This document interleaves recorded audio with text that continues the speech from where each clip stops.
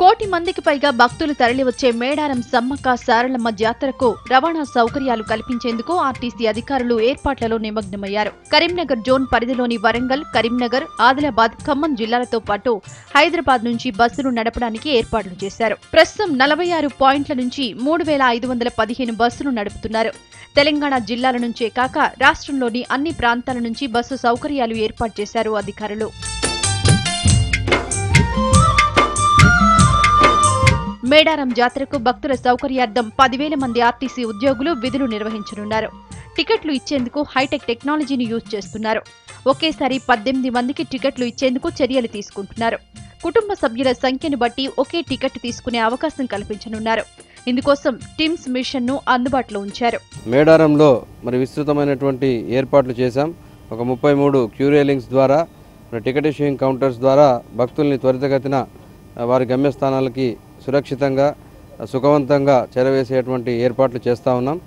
ఈసారి మొదటిసారిగా ఒక 300 టికెట్ ఇష్యూయింగ్ మిషన్స్ని మేడారం జాతరలో వాడుతూ ఉన్నాం.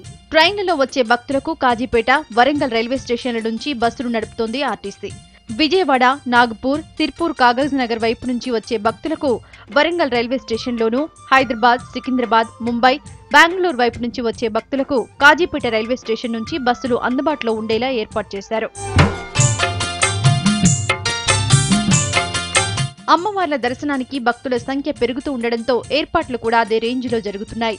హన్మకొండలోని హయగ్రీవాచారి మైదానం నుంచి 290 బస్సులు, కాజీపేట రైల్వే స్టేషన్ నుంచి 260 బస్సులు, వరంగల్ గ్రెయిన్ మార్కెట్ నుంచి 330, జనగాం నుంచి 250, స్టేషన్ గన్పూర్ నుంచి 20, నర్సంపేట నుంచి 20, పరకాల నుంచి 165, చిట్యాల నుంచి 135, మహబూబాబాద్ నుంచి 135, వర్ధనపేట నుంచి 55, ఆత్మకూరు నుంచి 55 బస్సులు నడిపిస్తున్నట్లు అధికారులు తెలిపారు.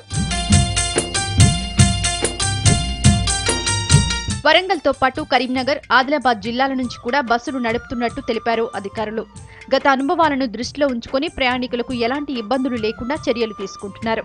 4 జిల్లాల ద్వారా మేడారం జాతరకి ప్రయాణికులను చేరవేస్తుంది. మరి లాస్ట్ ఇయర్ మేము 15 లక్షల మంది ప్రయాణికులను చేరవేశాము. ఈ సంవత్సరం మేము 18 లక్షల మందిని టార్గెట్గా చేసుకొని ఫీల్డ్లోకి దిగుతున్నాము. లాస్ట్ టైం మాకు ఆల్మోస్ట్ 16 కోట్ల ఆదాయం వచ్చింది. ఈ సంవత్సరం 18 కోట్లు అంచనా వేస్తున్నాము. 3515 బస్సులు పెట్టడం జరిగింది. వాళ్ళకి ఏ ఇబ్బంది లేకుండా. ఇప్పుడు టెంపరీగా బస్ స్టేషన్ కూడా ఇక్కడ తయారు చేసినారు.